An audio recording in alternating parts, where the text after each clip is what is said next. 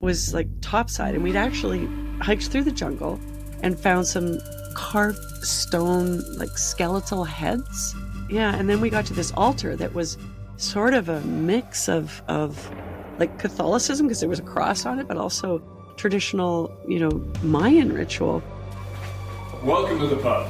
My name is Michael Reinhardt, and I'm an adventure photographer and your host here at Whiskey and a Map. Stories of adventure and exploration as told by those who live them. Now, it's been said that an adventure started simply with a map and a glass of whiskey. A desire to go to the world's wild places. Are you invited to come on in, pull up a chair, pour yourself a glass of your favorite whiskey, and listen as we hear stories from another one of our friends just returned from the field. Jill Heinerth is a cave diver, photographer, writer, and filmmaker. She has explored unmapped underwater caves deep in the earth, as well as the submerged crevices of the world's largest iceberg. She has encountered creatures and life forms that have never been seen before. More people have been on the moon than to places where Jill has explored. Jill, welcome to the podcast. How are you doing? Thanks. Just great, Michael. This is a real treat because I've been diving just about all my life, but you are way out there, exceptional diver and experience. So I'm really looking forward to this conversation. Oh, thanks. Me too. Now, as a tradition here at Whiskey and a Map, we always start off with the drinking story. Do you have a good drinking story for us? Yeah, I had to think of the ones that might fit in with diving, because when I go on a diving expedition, I usually don't drink. But I had an expedition in Russia many years ago where that just simply wasn't an option. They're not fans of whiskey, but they are fans of really bad vodka. And I remember traveling on a very long series of flights to get to a very remote village in the Ural Mountains in Russia. I got there about midnight and thought, okay, I'm going to get a good night rest. But no, they wanted to drink. They wanted to have a few vodkas, and I'm thinking, okay, these are my new hosts. I'll take one for the team. But then after a couple of shots of vodka, they're like, okay, now we go diving. And I'm like, no. And it was a struggle, that entire project. And one of these times when I was so grateful to be a woman, because I think that I managed to escape some of the heavy drinking that a man wouldn't have, because they shame you into consuming as much vodka as possible. Now, I've been reading your book, Into the Planet. Nice work. Yeah. I really enjoy reading it. Thank you. But what I did find is we have something in common. Do we? Both, okay. Yeah, we both spent our respective honeymoons in the Yucatan Peninsula. In a cave? Well, you were in a cave. I was probably in better digs. Okay, well, that's fun. And it was about almost 10 years before you went there. My wife and I, my new wife, gave her a glimpse of what she was getting into. Instead of going to some nice resort, I hired a guide, and we went back into the interior of the Yucatan Peninsula and visited all the ruins there. And in those days, it was a lot wilder than the Riviera Maya is today. Oh, yeah. Yeah. It was great. We roll up to a site that was just freshly opened. I mean, the pavement was barely dry. And they'd have maybe a fence 30 meters long on either side. A family would be in a hut by the entrance. You pay a few pesos, and they go, okay, there you go. Nobody was there. There's no guides. There's no trails. Yep. You just get to wander and scamper all over the over the ruins. Now, I'm sure it's changed by now, but that was pretty cool. It's changed a lot. But yeah, back in those days, people used to say to me, how do you find a new cenote to explore? Because I did so much early exploration there in the 90s.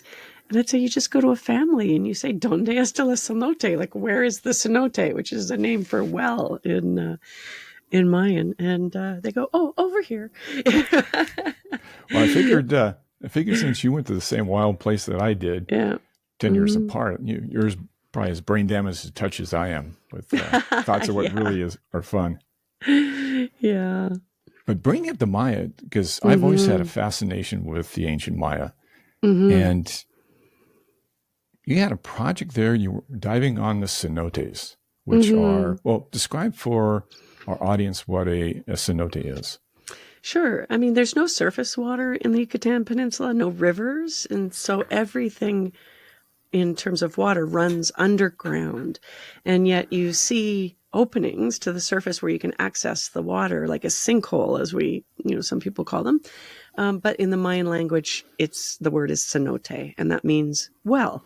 It's a source of water for drinking or for growing food, or also for ritual practices of the Mayan people.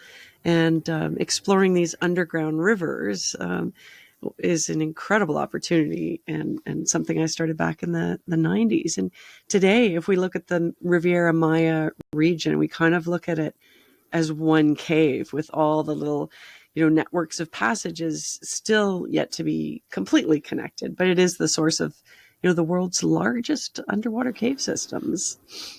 And what significance were these cenotes to the ancient Maya? Well, the Mayan people looked at the cenotes as an entrance to what they called Xibalba, or the underworld. And, the underworld wasn't necessarily like hell in some of our cultures, but more of a place of transition. So, Mayans believed in reincarnation, and some of what we perceive to be really brutal sort of sacrifice rituals and things were not perceived that way to the Mayan people, because they would look at it as an opportunity for rebirth. So, as an example, my team and I have found many artifacts and even human remains in some of these cenotes inside the caves underwater. And in one case, we were working with a paleontologist that was interested in some skulls that we'd found underwater. And those skulls had been ritually defleshed. So the skin peeled off the bones, in the course of the sacrifice ritual. And everyone's like, oh my God, that's brutal. And the Mayans thought, no, we're doing a favor. It's like soaking a seed in water. It's going to sprout sooner. So if you peel the flesh off the head, like breaking a seed open, that person may be reincarnated sooner. So there's some very interesting things that we find in these places. Well, take us on one of those dives into the cenote when you found these artifacts. Mm-hmm. Yeah, well, there's one particular place I'm thinking of where we're actually entering through four little walled drinking water well. So there's a little sort of edifice that indicates that this is the place where you get water. And we rappel down into the hole about 70 feet from the surface to where the water is today. And during the time of sort of the decline of the Mayan civilization, they're not lost, but they did shrink from drought. And during that time, the water table would have been even lower. So if they went into that well, they might have landed on a little sort of mountaintop surrounded by water. But today, that little mountaintop is submerged. And that's what we're interested in looking at, because that little mountain under the surface is anything that would have fallen from the ceiling or fallen down through that well.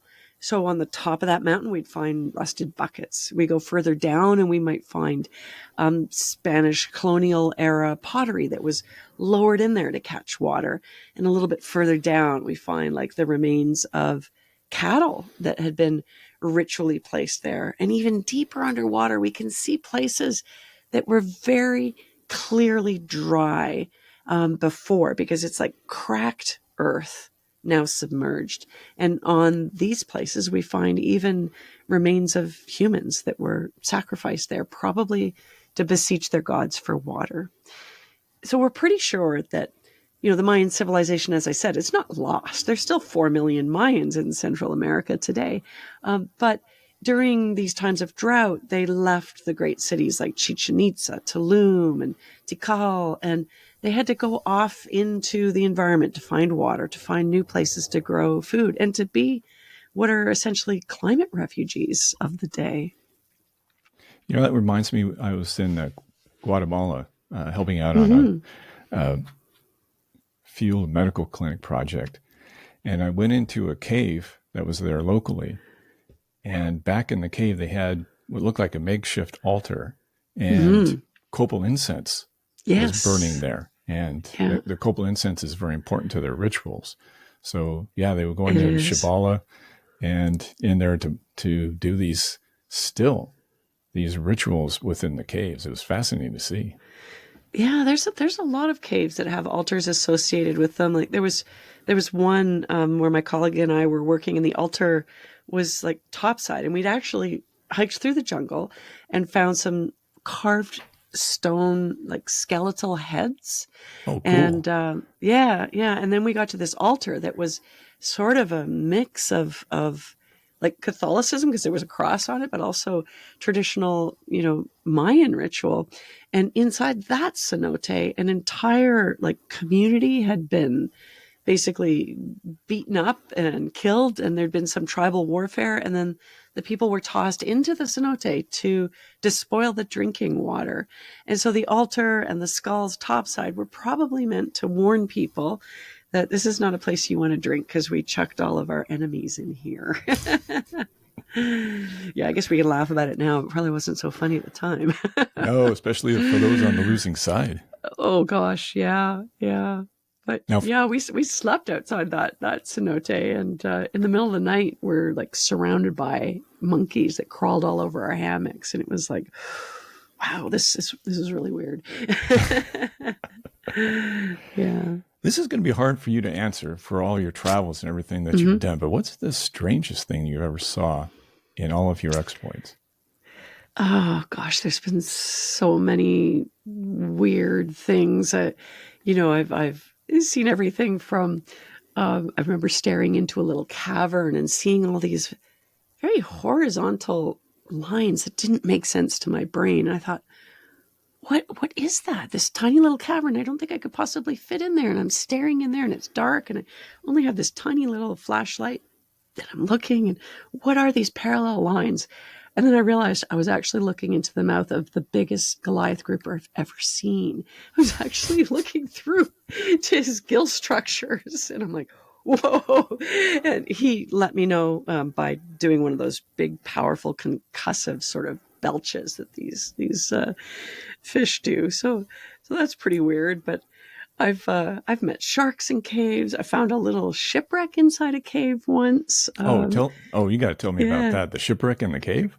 Yeah. As far as I know, that might be the only one ever found in a cave.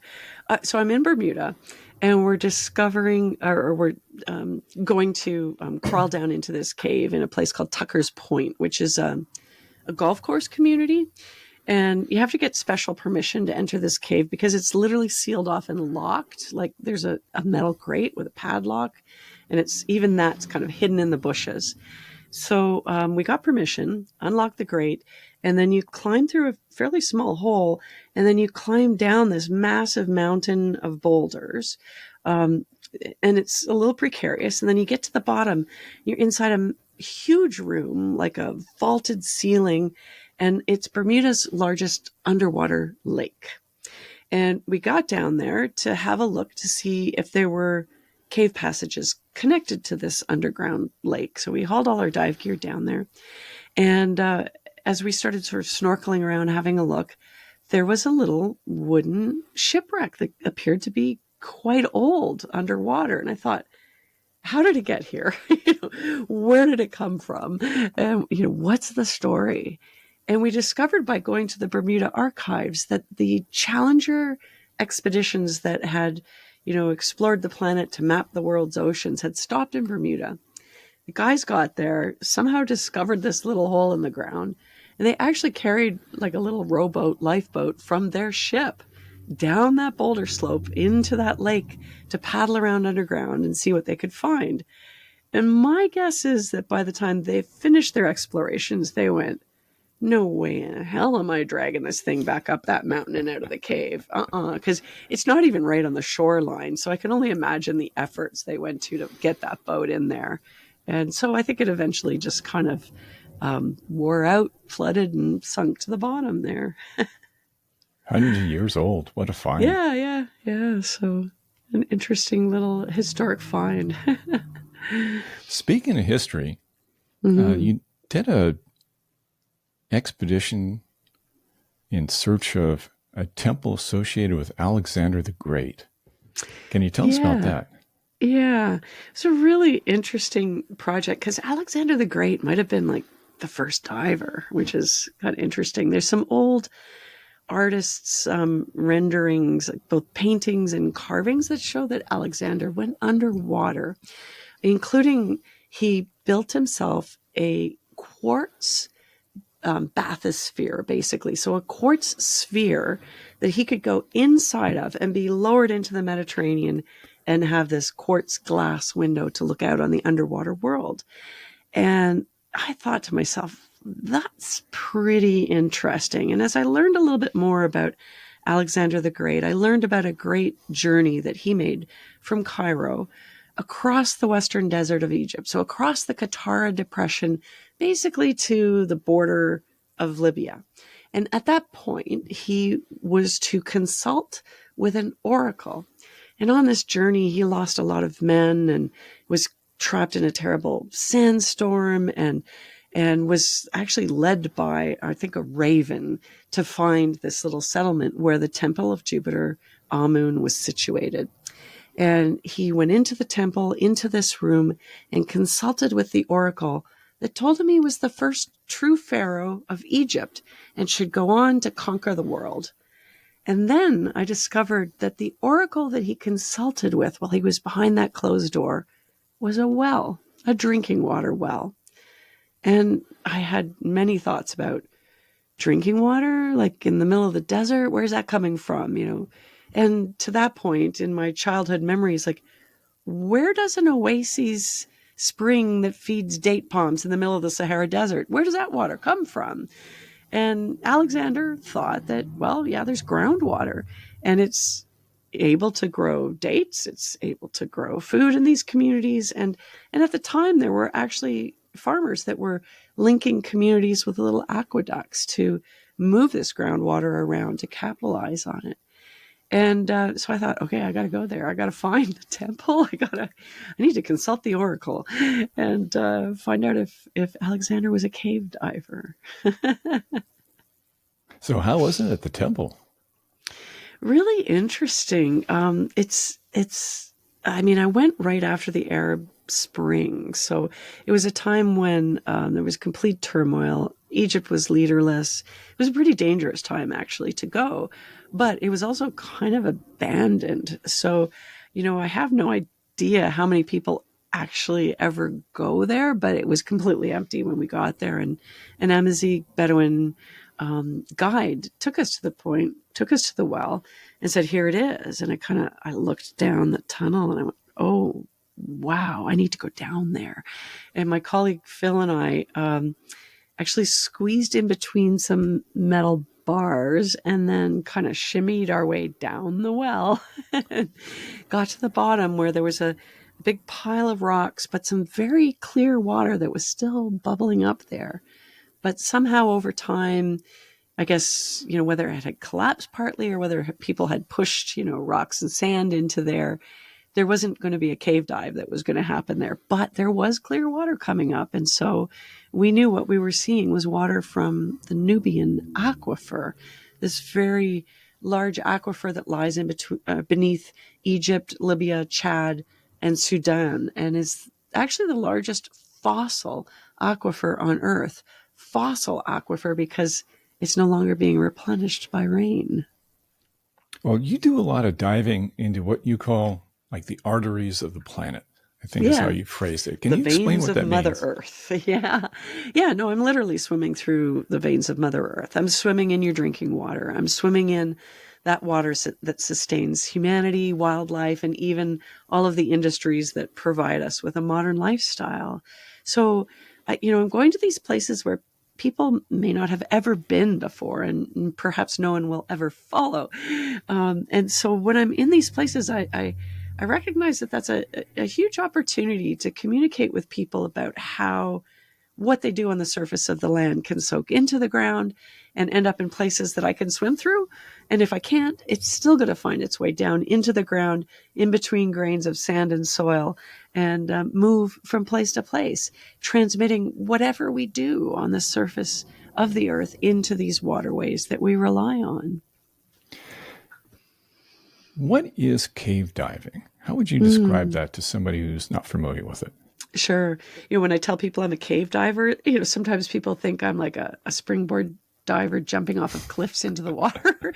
Some people, have other images because it's very abstract, and not many people really think about what happens underground, especially what happens with their water. So I'm literally swimming through spaces underground that are filled top to bottom with water. So I'm in the aquifer, I'm in your drinking water. And in places, these spaces are big enough for me to squeeze through, not too big in some cases. In other cases, these spaces can be as big as a building. And I like to sort of think of these underwater cave passages and tunnels as museums of natural history, because we can learn about Earth's past climate, we can learn about ancient civilizations, and even animals that use these spaces and never come out and see the light of day. And the purpose of these dives is not only is scientific, exploratory, and you've taken some marvelous photographs from inside. Mm-hmm. There was a dive that you did in Mexico. At least for a moment, it held the Guinness record for the deepest cave. Do you call that? Or for the long, yeah. So there's a couple in Mexico. I did briefly bring together the two longest cave systems, and of course, it's a continuing exploration that still goes on today. So there's always someone leapfrogging ahead, going, "Oh, it's bigger, it's bigger." But I did also work in the Sierra Mazateca Mountains, where we were trying to find what we thought was the world's deepest cave system. It's not yet. There's still a cave in the Ukraine that beats it, but one day, maybe, there's been 40 years of exploration in that part of Mexico. So one day, perhaps, it'll be the world's deepest vertical cave system. But when you explore something like that inside a mountain, you go down through like waterfalls and half water filled passageways, and you might crawl on your hands and knees, and then there might be great rooms. And when you get to a point where you can no longer continue without diving, that's what we call sump diving. So it's a combination of dry caving and diving. Perhaps the most dangerous type of cave diving, because you're so remote. Like, the best people to rescue you are already in the cave. If you have a problem, there's, no 911 to call, no mission control for help. And even when you get out of the water, you might still be 2 miles of rope away from the surface. So it's pretty high stakes exploration. Well, you said something in your book that really struck me. Yeah. And I think it was referring to that particular dive, is that you took a moment and you looked around and you realized more people had stepped on the moon than had ever been in the place that you were at. Do you call that? Yeah. I'm so fortunate to have had that experience actually many times in life now, to be the first to explore an underground passage, map it, survey it, photograph it, bring back the information or perhaps samples for scientists. And I know in many cases, nobody else will ever go there. And for the little kid that wanted to be an astronaut when she was a child, this is really, well, actually, maybe even better. Because we know more about space than we do about inner space in our planet. And having those opportunities to continue to bring new information to science and humanity is a great privilege of my work. If you can, what is the dive that you look back on and think that's the one that strikes you the most, that you most enjoyed or meant the most to you? Ooh, boy, that's tough. Because I'm pinching myself every day with what I get to do.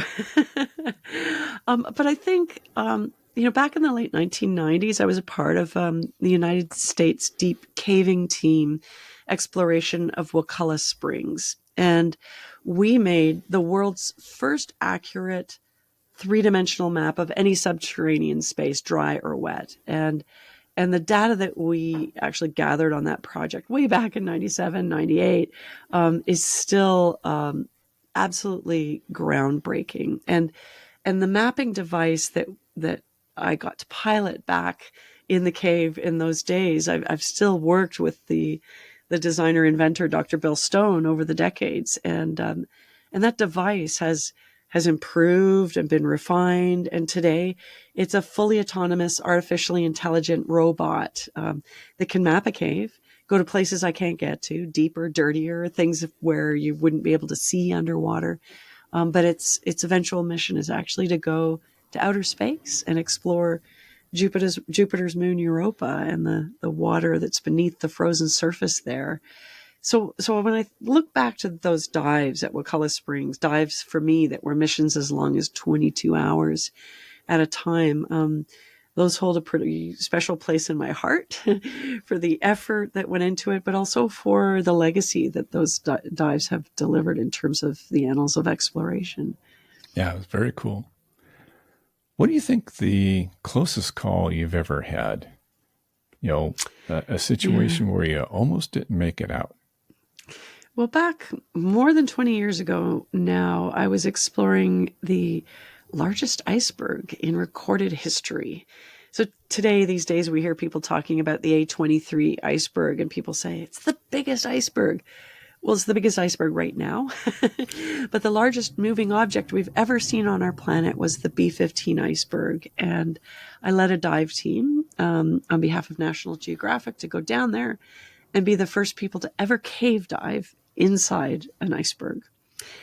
And it was a pretty crazy proposal. It was also a hypothesis at the time, but we convinced them that this would be worthy exploration.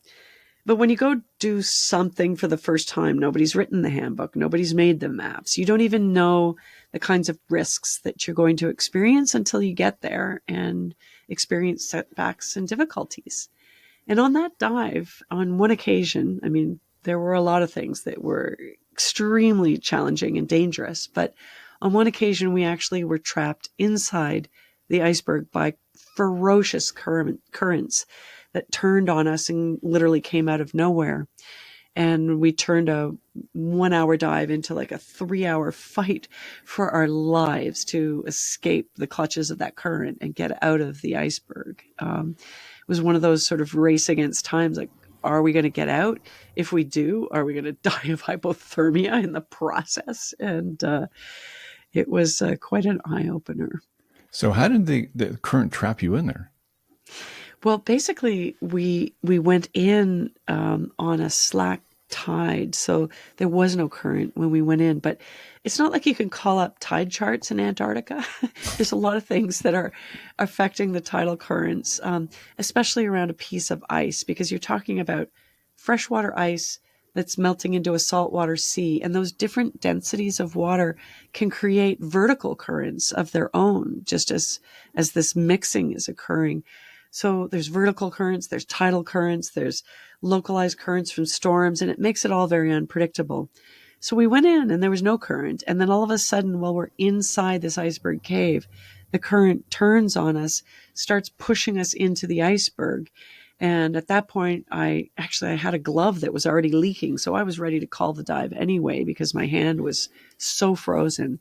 So I turned to my partners and say, let's go and call the dive. And when we turned to come out, every fin kick got harder and harder because the current was faster and faster in front of us. And finally, we were digging our hands into the seafloor at this point, trying to pull ourselves out from underneath the iceberg. And we got to this vast, like, crevasse, this vertical entranceway, and now had to get up a face of ice that was 130 feet to the surface of the water. But every time I tried to swim up, that vertical current was pressing me down and back into the cave. And I, yelled to my diving partners, and my colleague Wes is yelling, help me with the camera. And I'm yelling, screw the camera, or worse than that. We got to get out of here. And I eventually noticed that these little ice fish that I'd been observing on the way in, these little transparent bodied fish that have like an antifreeze blood, had burrowed holes into the ice wall. And I could use those holes to jam my finger, because they were about the size of my thumb, and I could jam my finger into a hole and use it like a climbing hold to help pull me up the ice face and defeat that current until we could get into shallower water where the current was lessened. So the ice fish got me out. Wow. Yeah. Yeah, it was in your book you talked about that, and you were concerned because cave diving is extraordinarily dangerous and a lot of people die. And you made mention that at that time you had friends or knew of people who cashed it in because they wouldn't leave gear behind. They would be bringing something and run out of air. And so that was, I think, in your mind when you saw him go back for that high definition camera. Absolutely. I mean, I've lost over 100 friends in my lifetime to cave and technical diving accidents. And so I try to learn as much as I can from good people making bad decisions on a given day. And, when you're on a project like that, there can be so much pressure from knowing that you've got to come home with the goods for someone like National Geographic, knowing that, you've spent your life savings to go on a project or whatever the pressures are for young people today. Sometimes it's just the performance pressure of having a social media platform that expects you to do something grand every weekend that you go out. So a lot of those pressures push people to make choices that they wouldn't have otherwise made. And so I'm constantly trying to check myself and say, there's no piece of gear that's worth my life. Even in that case, it was about $250,000 camera system at the time. But I was just worried about getting my own self and my partners back to safety, not about all that equipment. Now, your career so far has taken quite an arc from learning to dive in the icy waters of Canada. There was a book, was it Czech Eckley? Is that Czech the person? Exley. Yeah. Exley, yeah. Who first inspired you and you followed. And from those early beginnings where you were a new scuba diver to now you're probably one of the world's best experts on cave diving. How did that arc go, and what has it taught you on that path? Yeah, well, I'm more than a 30-year overnight success, I suppose. In general, it's taught me about, resilience and hard work and also that anything is possible if you apply yourself to that hard work. But there's also a certain amount of luck. I think everything for me kind of stemmed from getting involved in volunteer opportunities, like going on expeditions with people that I respected, admired, and learning from them, and then saying, hey, how can I get the next gig? So, I think those are important lessons. I think the most important lesson I've learned is that you have to know when to turn around. And I've probably gotten better at that one over the years. You need to be willing to get within just a hair's breadth of what you consider to be complete success or victory. And then on any given day say, woof, no, not today. I know I'm close to that treasure chest or whatever else, but not today. I need to turn around. I need to stick to the safety protocols and respect those, because that's what keeps me alive. Now, as a leader in the cave diving community, how do you translate and teach the up-and-coming divers to recognize that you do need to call a dive sometimes before you reach the end? How do you teach your divers that?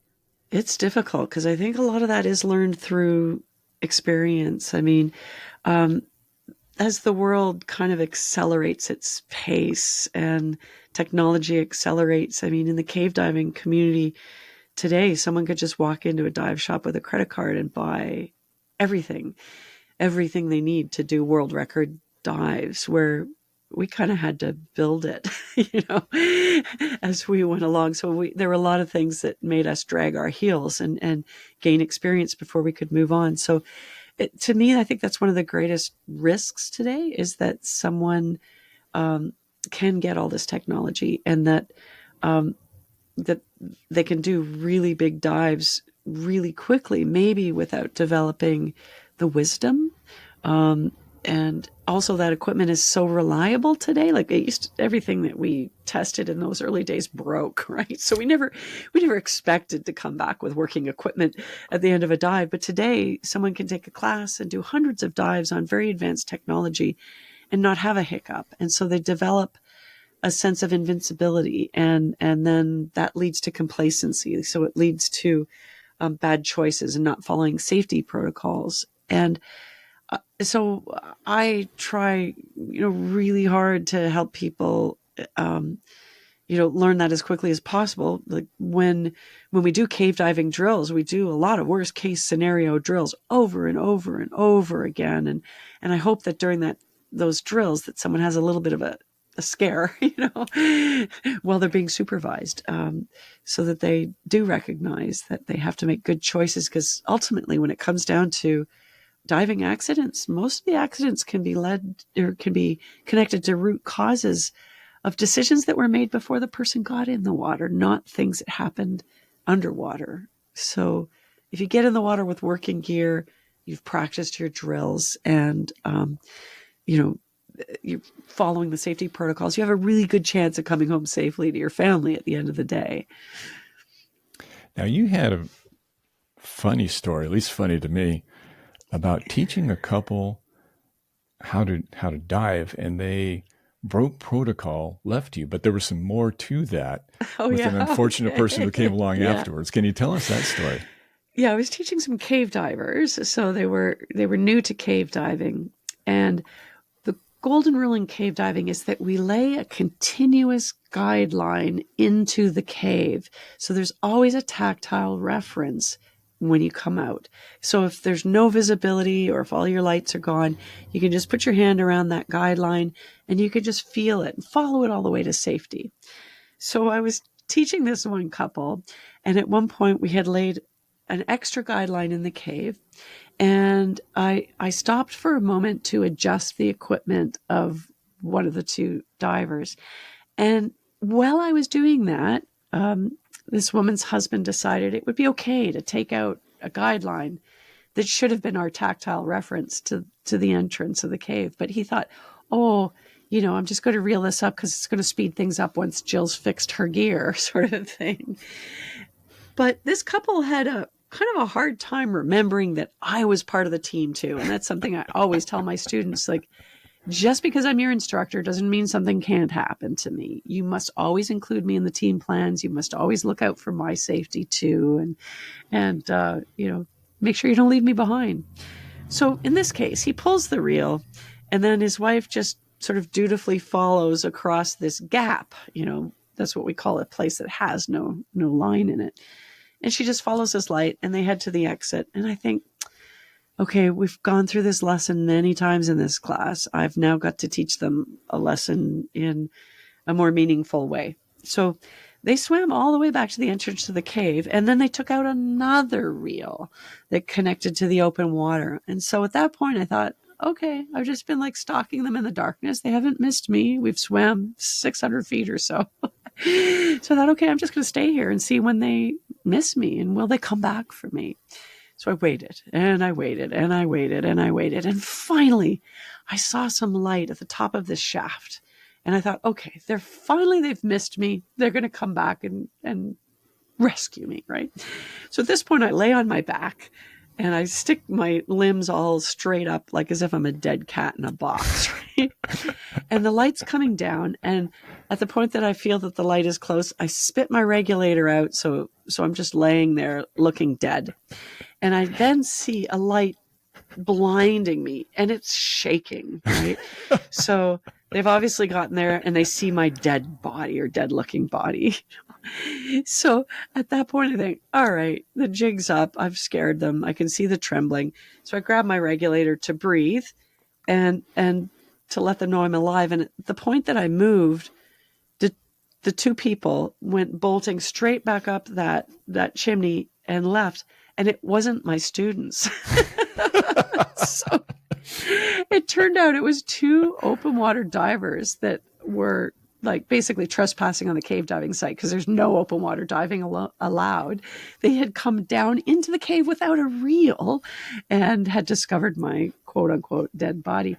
So by the time I finished my safety stop and got out of the water, that couple had already like beat feet and left the parking lot. And I was just kind of waiting for 911 to show up, but they didn't even call anyone. So they just left you, just left the body. They just left. They just left the body. Yeah. So I reunited with my students and they were like, oh, there you are. I'm like, oh boy, we obviously have some more training to do.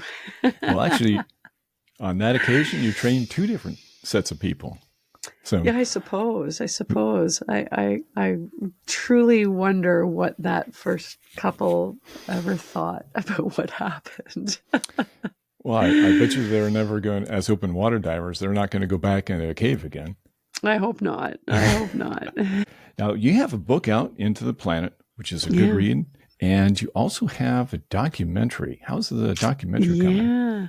So we just released at the Santa Barbara International Film Festival. The movie's called Diving into the Darkness. And it's a film made by an Australian company about my life. So I granted them access to all of my archives.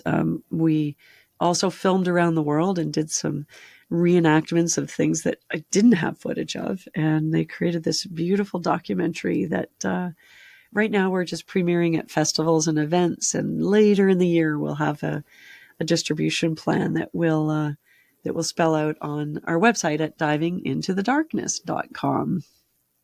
Nice. Yeah. What future projects do you have coming up?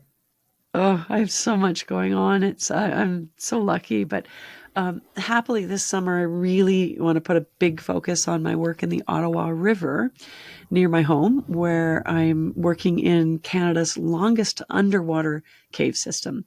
And there's just a remarkable ecosystem inside this cave that has life that I have not seen anywhere else in any other freshwater cave on the planet. So it's really fun work and rewarding work because this cave represents an amazing sort of filtration service to the Ottawa River, the St. Lawrence, and obviously the ocean beyond.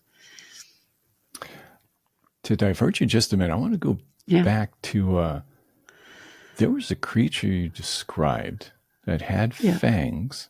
Yeah. It was very poisonous and had something to do with cats. Can you tell us about that little creature? Yeah, so there's a lot of life that lives in underwater cave systems, life that never sees the light of day. There are animals that come and go from caves, but there's animals that live only in caves. And some of these animals have incredible, interesting capabilities. They're also really long-lived. Like many of them have not even evolved since before the extinction of the dinosaurs, meaning they're in their same form for tens of millions of years without evolving. So one animal, like the one you were just describing, is called remipede. And we find that in the Bahamas and Mexico. And it's a small crustacean with many, many legs. So you could think of it like a centipede, but it has no pigment and it has no eyes. But it does have venomous fangs and pincers, and it can grab something, it can inject it with venom, turn its guts into jello, and then suck the life out of it over time. Because if you live in a cave where there's no daylight in a very food-scarce environment, when you do find something, you're going to need to nourish yourself for a long time. These animals are like expert fasters, and this little remipede, if it was as big as a cat, it would be the deadliest thing on earth. So pretty interesting. And even in terms of like an individual creature's longevity, animals in caves can live hundreds of years. So like a blind albino shrimp can live a couple hundred years, even though like a similar animal living in the open water might only live 2 to 3 years. Does science know why? Not really, but obviously this will teach us a lot about evolution and survival and other things too. Like many filter feeding organisms from the marine environment and even from cave systems can be the source of new chemicals, new pharmaceuticals. They already have been the source for many new drug advancements for AIDS and breast cancer and even for COVID. So when people ask you why you take these enormous risks to dive caves, I take it that's part of the answer. It is. I think I'm that canary in the coal mine of your drinking water, but I think that what I learned can teach people a lot about, connections on the planet, how our water systems are connected. If I'm going to take a risk going into these environments, I want to be sure I'm doing good science and bringing back information that, helps people to better understand their planet and how we can protect it for the future. Any final thoughts? Wow. I would just say, know where your drinking water comes from. So it doesn't just come from the tap. It comes from a watershed. Know how you're using your drinking water. It's not just filling a glass for you to drink. It's also, allowing you to eat a hamburger. And you might have had to consume, many thousands of gallons of water to bring a meal to your table. So, think about how you're drinking and consuming water. Think about how you can change your environmental impact so we can all enjoy fresh, clean drinking water for as long as possible. That would be good. So for folks who want to follow your expeditions and exploits, how can they do that? Yeah, my website is intotheplanet.com, and pretty much that's the gateway to everything. And if you want to check out the film trailer, go to divingintothedarkness.com, and hopefully there'll be lots of viewers later in the year for that. Well, I'm sure there will be. I'm looking forward to it. Awesome. All right, Jill, this has been a very nice conversation.